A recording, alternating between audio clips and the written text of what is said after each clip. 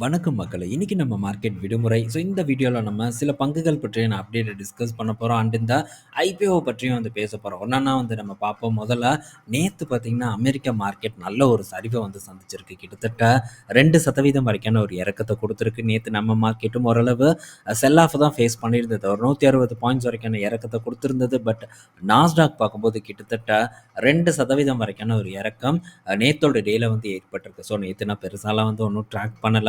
But நேத்து என்னுடைய போர்ட்ஃபோலியோல பல பங்குகளும் பார்த்தீங்கன்னா, ஒரு சரிவு தான் குடுத்திருந்தது. இன்னும் கொஞ்சம் அட்ராக்டிவா மாறுச்சுன்னா, அகைன் பார்த்தீங்கன்னா, அக்யூமுலேஷன் இந்த இடத்துல நான் ஸ்டார்ட் பண்ணுவேன். பண்ணும்போது டெஃபினட்டா அப்டேட் பண்றேன். நண்பர்கள் கூட கேட்டிருந்தாங்க. பங்குகள் பற்றி நைக்கு இந்த மாரி பங்குகள பற்றி கேட்டிருந்தாங்க. அதெல்லாம் திரும்ப பார்த்தீங்கன்னா, அட்ராக்டிவா மாறிருச்சு. பட் இது எல்லாமே பார்த்தீங்கன்னா, லாங் டெர்ம் தான். ரொம்ப நாள் ஆகும். 1 வருஷத்துக்கு மேல இருக்கும்னு நான் நினைக்கிறேன். நைக்க வாங்கி நைக் அங்கேருந்து ஒரு ஏற்றத்த குடுத்திருந்தாலும் அகைன் பார்த்தீங்கன்னா, திரும்ப வாங்குன ரேட்டுக்கிட்டயே வந்துருச்சு. பட் லாங் டெர்ம்க்கு இதெல்லாம் நல்ல பிளேயர். என்னைக்கு பெர்ஃபார்ம் பண்ணுவான் அப்படின்னு தெரியாது. கண்டிப்பா நம்ம அத இன்னொரு ஒரு வீடியோல டீட்டெயில்டா டிஸ்கஸ் பண்ணலாம். கரெக்ட்டா நான் அத ஃபோக்கஸ் பண்ணும்போதே அத உங்க கூட நான் ஷேர் பண்றேன். அதே மாரி பார்த்தீங்கன்னா, பிட்காயின் நேத்து பார்த்தீங்கன்னா, நல்ல ஒரு சரிவ சந்திச்சிருக்கு. ஒரு 4% வரைக்கான ஒரு இறக்கம் பார்த்தீங்கன்னா, பிட்காயின்ல நடந்திருக்கு. $1,00,000 கீழ போயிட்டு அகைன் பார்த்தீங்கன்னா, ஒரு ஏற்றத்த குடுத்திருக்கு. இன்னைக்கோட டேல ஓரளவு சின்ன ரெக்கவர் தான் குடுத்திருக்கு. பட் இருந்தாலும் ஒரு முக்கியமான ரெக்கவர்ன்னு சொல்லலாம். பட் பிட்காயின்லாம் நம்ம பெருசா ஃபோக்கஸ் எல்லாம் பண்ணதில்ல. டிஸ்கஸும் பண்ணதில்ல. பட் எல்லாமே ஏறுன ஒரு டைம்ல இந்த பிட்காயினும் பார்த்தீங்கன்னா, ஏறி நல்ல ரிட்டர்ன் குடுத்திருக்கு. இது மட்டும் தான் ஏறியிருக்கு அப்படின்ட்டு பிரைஸ் பண்ண முடியாது. எல்லா அசெட் கிளாஸும் ஏறியிருக்கு. அந்த அசெட் கிளாஸ்ல ஒரு கிளாஸ் தான் இந்த பிட்காயினா இருக்கு. இது ஒரு டைம்ல அந்த 22 நான் நினைக்கிறேன். அப்போ $20,000 கீழலாம் வந்தது இந்த பிட்காயின். அதுக்கப்புறம் பார்த்தீங்கன்னா, அங்கருந்து $1,20,000 வரைக்கும் வந்துருச்சு. எவ்வளோ பெரிய ஒரு ஏற்றம் அப்படின்னு பாருங்க. எந்த ஒரு அசெட் கிளாஸும் இந்த அளவுக்கான ஒரு ரிட்டர்ன குடுத்துருக்காது. ஆனா, இந்த மாரி இந்த பிட்காயின்லலாம் இன்வெஸ்ட்மென்ட் பண்றது எந்த அளவுக்கு சேஃப் அப்படின்னு தெரியல. சில பிளாட்ஃபார்ம் பத்தியெல்லாம் நெறைய தமிழ்லயும் பேசிட்டு இருந்தாங்க. நெறைய பேருக்கு தெரிஞ்சிருக்கும். பட் அந்த பிளாட்ஃபார்ம்லாம் அதுக்கப்புறம் பார்த்தீங்கன்னா, பல சிக்கல சந்திச்சிருந்தது. ஷட் டவுன் எல்லாம் பண்ணாங்க. வசிரிக்ஸ் அப்படின்ட்டு ஒரு பிளாட்ஃபார்ம் இருந்தது. அத ஷட் டவுன் கூட பண்ணியிருந்தாங்க. இந்த மாரி பல சிக்கல் இருக்கு. அதனால தெரியாத இடத்துல போய் போட்டுட்டு, அதுக்கப்புறம் போய் சிக்கிட்டு முழிச்சுட்டு இருக்கிற ஒரு தலவிதி நமக்கு வேண்டாம். அதனால இதுக்குள்ள கால் எடுத்து வைக்காம நானும் பார்த்தீங்கன்னா விட்டுட்டேன். அடுத்தது பார்த்தீங்கன்னா, க்ரோ ஐபிஓ பத்தி நம்ம பார்க்க போறோம். க்ரோ ஐபிஓ பார்த்தீங்கன்னா, நண்பர்கள் பலரும் கேட்டுட்டு இருக்காங்க. இந்த சூழ்நிலையில Zerodhaவோட தலைவர் நிதின் காமத் என்ன சொல்லியிருக்காருன்னா, 20% ஆஃப் ஐபிஓ அப்ளிகேஷன் பார்த்தீங்கன்னா, Zerodhaல இருந்து தான் வந்திருக்கு. அதாவது Zerodha கஸ்டமர் தான் க்ரோ ஐபிஓல 20% பார்ட்டிசிபேட் பண்ணியிருக்காங்க அப்படிங்கிற ஒரு டேட்டா குடுத்துருக்காங்க. Zerodhaக்கு காம்படிஷன தான் குடுத்துட்டுருக்கு க்ரோ. நம்பர் 1 புரோக்கர் நான் நினைக்கிறேன் க்ரோ. அதுக்கப்புறம் தான் Zerodha இருக்கு. பட் ப்ராஃபிட் அண்ட் ரெவென்யூ வைஸ்ல பார்க்கும்போது Zerodha தான் பெரிய அளவுக்கு ரெவென்யூவும் ஜெனரேட் பண்றாங்க. ப்ராஃபிட்டபிளாவும் இருந்துட்டு வந்துட்டுருக்காங்க. ஆனாலும் க்ரோ இந்த சப்ஸ்கிரைபர் பேஸ் அதில பார்க்கும்போது நம்பர் 1 பொசிஷன்ல இருக்காங்க. இப்ப நமக்கு என்ன ஒரு முக்கியமான விஷயம், இந்த ஐபிஓ நம்ம அப்ளை பண்ணலாமா? வேண்டாமாங்கிற ஒரு கேள்வி தான் பலருக்கும் இருக்கும். இப்ப இருக்கக்கூடிய சூழ்நிலைய பார்த்தா, பெரிய ஒரு லிஸ்டிங் கெயின்லாம் இந்த க்ரோல கிடைக்க போறதில்ல. இந்த ஐபிஓட க்ளோசிங் டேட் அ இந்த வெள்ளிக்கிழமை வரக்கூடிய வெள்ளிக்கிழமை இருக்கு. அந்த டேட்ல நம்ம அப்ளை பண்ணலாமா? வேண்டாமாங்கிறத பத்தி நம்ம டிஸ்கஸ் பண்ணுவோம். ₹95லேருந்து ₹100 அப்படிங்கிற ஒரு பிரைஸ் பேண்ட் பார்த்தீங்கன்னா, இதுக்கு ஃபிக்ஸ் பண்ணியிருக்காங்க. பட் இது நெகட்டிவ் லிஸ்டிங் எல்லாம் போகாதுன்னு நான் நினைக்கிறேன். அதே மாரி பெரிய அளவுக்கு லிஸ்டிங் கெயினும் கிடைக்காது. ஒரு 10% இப்போ இருக்கக்கூடிய சூழ்நிலைப்படி ஒரு 10% பார்த்தீங்கன்னா, நமக்கு லிஸ்டிங் கெயின் கிடைக்கிறதுக்கான பாசிபிலிட்டீஸ் இருக்கு. இது ஓகே அப்படின்னா நம்ம உருட்டலாம். பட் இருந்தாலும் வெள்ளிக்கிழமை பார்த்ததுக்கு அப்புறம் தான் இந்த ஐபிஓல டிசைட் பண்ணணுங்கிறது என்னுடைய ஒரு ஒப்பீனியனா இருக்கு. மேபி அந்த டைம் இன்னும் கொஞ்சம் குறைஞ்சது அப்படின்னா பாதிக்கப்படுவோம். அதனால லாஸ்ட் டேட்ல அப்ளை பண்றதுனால எந்த ஒரு தவறும் இல்ல. இப்ப இந்த லென்ஸ்கார்ட்ல பார்த்தீங்கன்னா, வெறும் 7,000 கோடி தான் அவங்க ஐபிஓல பணம் ரைஸ் பண்ணியிருக்காங்க. ஆனா வந்த பிட்ஸ் அப்படின்னு பார்க்கும்போது 1,00,000 கோடி கிட்ட வந்திருக்கு. இதுல பெரிய அளவுக்கு பார்த்தீங்கன்னா, இன்ஸ்டிடியூஷனல் காரங்க தான் பணத்த போட்டிருக்காங்க. நம்ம ஆளுங்களும் போட்டிருக்காங்க. பட் இன்ஸ்டிடியூஷனல் பெருசா பணத்த போட்டனால, ஐபிஓ பார்த்தீங்கன்னா, பெரிய அளவுக்கு ஒரு வரவேற்பு பெற்ற மாரி ஒரு பிம்பம் ஏற்பட்டிருக்கு. பட் அங்கேயும் லிஸ்டிங் கெயின் கிடைக்கும் அப்படின்னு தான் நான் எக்ஸ்பெக்ட் பண்றேன். பட் லிஸ்டிங் கெயினோட வெளிய வந்துட்டோம்னா, எந்த ஒரு ஒரு பிரச்சனையிலயும் மாட்டாம வந்துரலாம். மேபி நம்ம ஹோல்டு பண்றோம்னு சொல்லி உட்கார்ந்தோம்னா, அந்த மாரி ஓவர் வேல்யூட் பங்குல மாற்றதுக்கான வாய்ப்பு இருக்கு. இந்த க்ரோவ பார்க்கும்போது ஓவர் வேல்யூட். பட் இருந்தாலும் இந்த க்ரோவோட குரோத் பார்த்தீங்கன்னா, ரொம்ப சூப்பரா இருக்கு. இப்ப ஏஞ்சல் ஒன் போன்ற நிறுவனங்கள் பார்த்தீங்கன்னா, நம்ம மார்க்கெட்ல லிஸ்ட் ஆயி ட்ரேட் ஆயிட்டு இருக்கு. அவங்களுடைய வளர்ச்சி கூட கம்பேர் பண்ணும்போது க்ரோவோட வளர்ச்சி நல்லா இருக்கு. அதனால அதுக்கேத்த மாரியான ஒரு வேல்யூவேஷன இவங்க கேட்குறாங்க. பட் இருந்தாலும் இப்போதைக்கு புரோக்கர்ஸ் எல்லாமே கொஞ்சம் ப்ரெஷரை தான் வந்து ஃபேஸ் பண்ணிட்டு இருக்காங்க. ஸோ இந்த சூழ்நிலையில இந்த வேல்யூவேஷன் நம்ம இதுக்கு கொடுக்க முடியாது. லாங் டேர்முக்கு ஹோல்டு பண்ணணும்னா, பட் ஒரு க்ரோத்தை குடுத்துட்டு இருக்கக்கூடிய ஒரு நிறுவனமா தான் இந்த க்ரோ வந்து இருந்துட்டு வந்துட்டு இருக்கு. ஸோ வரட்டும். வெள்ளிக்கிழமை அப்போ வந்து நம்ம இதில அப்ளை பண்ணலாமா வேண்டாமாங்கிற ஒரு டிசிஷனை வந்து நம்ம எடுத்துக்கலாம். ஸோ நெக்ஸ்ட்டு பார்க்கும்போது என்எஸ்சியோட Q2 ரிசல்ட் வந்திருக்கு. ரிசல்ட் பார்த்தீங்கன்னா நெட் ப்ராஃபிட் ஒரு 33% வந்து டிக்ளைன் ஆயிருக்கு.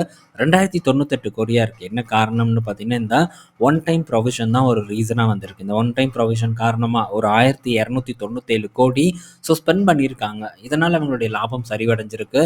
போன வருஷம் இதே குவார்ட்டர்ல 3137 கோடியா ப்ராஃபிட் வந்து போஸ்ட் பண்ணியிருக்காங்க. பட் இருந்தாலும் ரெவன்யூவும் வந்து இவங்களுக்கு டிக்ளைன் ஆயிருக்கு. 18% பார்த்தீங்கன்னா இயர் ஆன் இயரில் டிக்ளைன் ஆயிருக்கு. காரணம் இந்த ஆப்ஷனில் கொண்டு வந்த சில மாற்றங்கள் தான் என்எஸ்சியோட ரெவன்யூ டிக்ளைன் ஆகிறதுக்கான ரீசனாக இருக்கும். கூடவே ஒரு பக்கம் பிஎஸ்சியோட காம்படிஷனும் பார்த்தீங்கன்னா என்எஸ்சிக்கு இருந்துட்டு வந்துட்டு இருக்கு.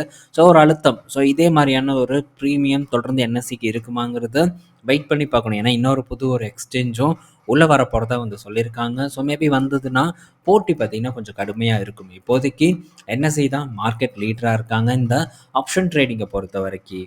ஸோ நெக்ஸ்ட்டு வந்து டிவிஎஸ் கிட்ட இருந்து ஒரு அப்டேட் வந்திருக்கு. என்னன்னா பைக்கை பார்க்கும்போதே தெரியும் டிவிஎஸ் நீ அப்படிங்கிற மாதிரி பட்டை கிளப்பியிருக்காங்க. ரொம்ப நல்லாவே பார்த்தீங்கன்னா டிசைன்லாம் வந்து பண்ணியிருக்காங்க. பட் இதெல்லாம் வந்து கேடிஎம்மில் பார்த்த மாதிரி தான் இருக்குது. ஸோ கொஞ்சம் ஆல்ட்ரேஷன் அந்த மாதிரிலாம் பண்ணி இறக்குறாங்க. பட் இறக்குறதுக்கான ஒரு தைரியமும் கண்டிப்பாக ஒரு நிறுவனத்துக்கு வந்து தேவைப்படும்.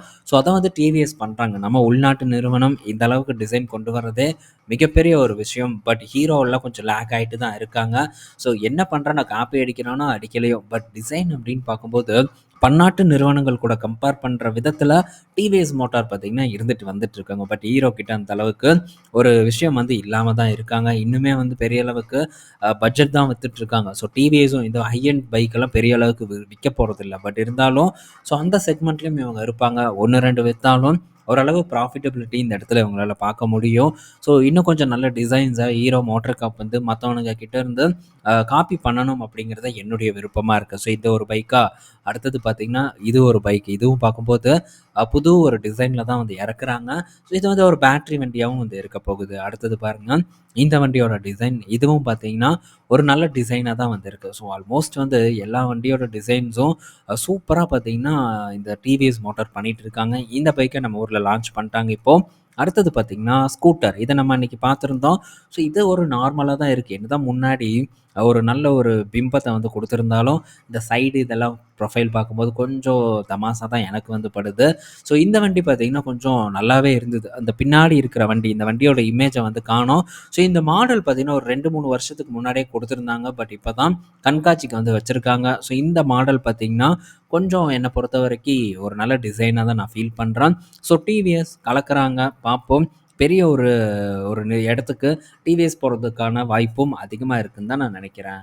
ஸோ அடுத்தது பார்த்திங்கன்னா ஏர்டெல் கிட்டேருந்து ஒரு அப்டேட் வந்திருக்கு. ஸோ ஆல்ரெடி இவங்க கூகுள் கூட வந்து ஒரு பார்ட்னர்ஷிப் பண்ணி ஒரு கொலாபரேஷனை பண்ணி ஸோ டேட்டா சென்டரில் வந்து பார்ட்டிசிபேட் பண்ணுறாங்க. அது போக இன்னும் நெக்ஸ்ட்ரா அப்படிங்கிற ஒரு நிறுவனத்து கூட சேர்ந்தும் டேட்டா சென்டரை அமைக்க போகிறதாகவும் ஒரு அப்டேட் வந்து கொடுத்துருக்காங்க. அது மட்டும் இல்லை, இண்டஸ் டவரில் ஒரு 5% வரைக்கும் அடிஷ்னலாக பங்குகளை வாங்க போகிறதாகவும் ஒரு அப்டேட் பார்த்திங்கன்னா ஏர்டெல் நிறுவனம் வந்து கொடுத்துருக்காங்க. ஸோ இது ஏர்டெல் கிட்டேருந்து வந்த ஒரு அப்டேட்டாக இருக்குது. ஸோ இந்த டேட்டா சென்டர் எங்கே போய் முடிய போகுதுன்னு தெரியல.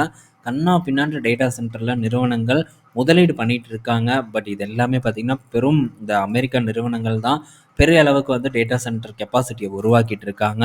ஸோ இப்போ நம்மளும் பார்த்திங்கன்னா இப்போ தான் ஒரு அடிக்கல் ஒரு ஒரு ஸ்டெப் எடுத்து வந்து வைக்கிறோம். ஸோ விரைவில் சீக்கிரம் பண்ணி முடிச்சிட்டாங்கன்னா நம்மளும் வந்து கொஞ்சம் கெத்து போடலாம். இப்போ உள்நாட்டு தரவுகளை சேர்த்து வைக்கிறதுக்கான ஒரு இடமா கூட நம்ம நாட்டில் இருக்கக்கூடிய டேட்டா சென்டர் வந்து அமையும். ஸோ சீக்கிரம் வரணும் அப்படின்னு நம்ம வேண்டிக்கலாம். பட் நம்ம இந்த டேட்டா சென்டர் அமைக்கிறதுக்குள்ள அமெரிக்கா பார்த்திங்கன்னா ஸோ வானத்தில், அதாவது ஸ்பேஸில் பார்த்திங்கன்னா சேட்டலைட்டில் டேட்டா சென்டரை அமைக்க போகிறதா வந்து சொல்லிகிட்டு இருக்காங்க. ஸோ அடுத்த கட்டத்துக்கு போயிட்டுருக்கான். சீனாக்காரன் என்ன பண்ணுறான்னா கடலுக்கு அடியில் பார்த்திங்கன்னா இந்த டேட்டா சென்டர் அமைக்க போகிறதா வந்து சொல்லிகிட்டு இருக்கான். ஸோ 2 பேரும் பார்த்திங்கன்னா வேறு லெவலில் எங்கேயோ போயிட்டுருக்காங்க. பட் நம்ம இப்போ தான் நம்ம தரையிலேயே டேட்டா சென்டர் அமைக்கிறதுக்கான ஒரு முயற்சி எடுத்துகிட்டு வந்துட்டுருக்கோம்.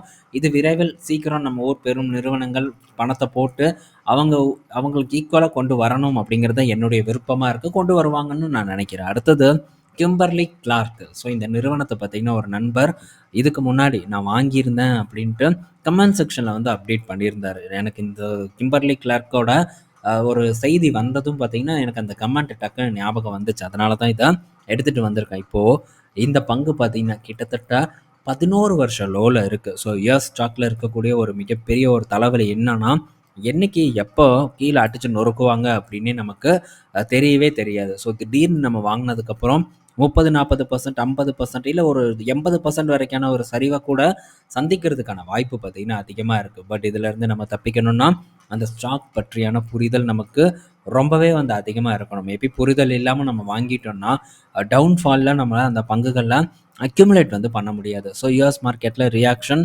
ரொம்பவே அதிகமா இருக்கும். அதே மாரி ஏற ஆரம்பிச்சாலும் பெரிய அளவுக்கான ஏற்றத்த வந்து குடுக்கும். ஸோ இதெல்லாம் தாண்டி தான் நம்ம இந்த இடத்துல வந்து முதலீடு பண்ண ட்ரை பண்ணணும். ஸோ நார்மலா நம்ம வந்து ஒரு இடத்துல வேல்யூ பையிங் அப்படின்னு நம்ம நினைப்போம். பட் அது இன்னுமே வந்து வேல்யூவா மாறதுக்கான வாய்ப்பு இருக்கு. ஸோ நம்ம மார்க்கெட்ல கூட இது பெருசா நடக்காது. ஆனா அமெரிக்க மார்க்கெட்ல இருக்கக்கூடிய ஒரு வாலடைல் பார்த்தீங்கன்னா, ரொம்பவே வந்து பெருசா இருக்கும். ஸோ ரொம்ப கேர்ஃபுல்லா இருக்கணும். அமெரிக்க மார்க்கெட்ல முதலீடு பண்ணணும்னு நினைக்கக்கூடிய நண்பர்கள். இப்ப இந்த கிம்பர்லி கிளார்க்ல என்ன ஒரு பிரச்சனைனா, ஒரு பெரிய அக்யூசிஷன் வந்து பண்ண போறாங்க. அதனால தான் இந்த ஒரு டவுன்ஃபால் ஒரு 17% வரைக்கான ஒரு இறக்கம் பார்த்தீங்கன்னா, ஒரு 15% வரைக்கான இறக்கம் இந்த பங்குல வந்து நடந்தது. ரீசன் அப்படின்னு பார்க்கும்போது, இந்த கென்வியூ அப்படிங்கிற ஒரு கம்பெனிய வந்து $40 பில்லியன் குடுத்து அக்யூசேஷன் பண்ண போறதா வந்து சொல்லியிருக்காங்க. இந்த கென்வியூ பார்த்தீங்கன்னா, ஜான்சன் அண்ட் ஜான்சன்ல இருந்து ஸ்பின் ஆஃப் ஆன ஒரு கம்பெனி. ஸோ அவங்களுடைய கடனோட சேர்த்து $48 பில்லியன் இந்த நிறுவனத்த அக்யூர் பண்ண போறதா ஒரு டேட்டா வந்து குடுத்துருக்காங்க. ஸோ இந்த கென்வியூ என்ன பண்றாங்கன்னு பார்த்தீங்கன்னா, சில பாப்புலர் ப்ராடக்ட் எல்லாம் வந்து இருக்கு. அது அமெரிக்கால. இப்போ இந்த கென்வியூ கம்பெனிக்கும் ஒரு தலைவலி தான் வந்து போயிட்டுருக்கு. ஸோ என்ன அந்த தலைவலின்னா, இந்த கென்வியூவோட ப்ராடக்ட் ஒண்ணு இருக்கு. ஒரு பெயின் கில்லர் இருக்கு. ஸோ இது வந்து Odissi. So over the counter அந்த மாத்திரை பார்த்தீங்கன்னா, சும்மா இப்ப எப்படி நம்ம ஊர்ல டோலோ 650 வாங்கி உடம்பு சரியில்லைன்னா சாப்பிடுறோமோ, அந்த மாரி அங்க ஒரு மாத்திரை இருக்கு. அந்த மாத்திரை பேர் எனக்கு டக்குன்னு வந்து மறந்து போச்சு. ஸோ இந்த பெயின் கில்லர் பார்த்தீங்கன்னா, பெரிய அளவுக்கு ஒரு விற்பனைய சந்திச்சுட்டு இருக்கக்கூடிய ஒரு பெயின் கில்லர். ஸோ இந்த பெயின் கில்லர பார்த்தீங்கன்னா, இப்போ கேள்விக்குறியா ஒரு கொஸ்டின் எழுப்பியிருக்காங்க. இந்த பெயின் கில்லர்னால ஒரு இஷ்யூ வந்து நடக்கும் அப்படிங்கிற மாரி வந்து சொல்லியிருக்காங்க. குறிப்பா கர்ப்பிணி பெண்கள் இந்த பெயின் கில்லரை வந்து சாப்பிடும்போது என்ன ஆகும்னா, ஸோ இவங்களுக்கு வந்து அந்த ஆட்டிசம் பாதிக்கப்பட்ட குழந்தை வந்து பிறக்கிறதுக்கான வாய்ப்பு அதிகமாக இருக்குது அப்படிங்கிற மாதிரியான ஒரு குற்றச்சாட்டு இந்த கென்வியூ மேலே வந்து வச்சுருக்காங்க. அந்த அந்த ப்ராடக்ட், அதாவது அந்த கென்வியூவோட அந்த ட்ரக்கு பேர் பார்த்தீங்கன்னா டைலனல் அப்படிங்கிற ஒரு ட்ரக்கு. ஸோ அது கூடவே லிஸ்டரின் அப்படின்னு ஒன்று இருக்குது. ஸோ இந்த லிஸ்டரின் அப்படிங்கிற ப்ராடக்ட்டை நம்மளே கேள்விப்பட்டிருப்போம்னு நான் நினைக்கிறேன். நான் இது ஒன்ஸ் வந்து நம்ம ஊர் டிவி விளம்பரத்தில் பார்த்த மாதிரி ஞாபகம் இருக்குது. கூடவே ஜான்சன் லோஷன் பார்த்தீங்கன்னா இவங்க வச்சுருக்காங்க.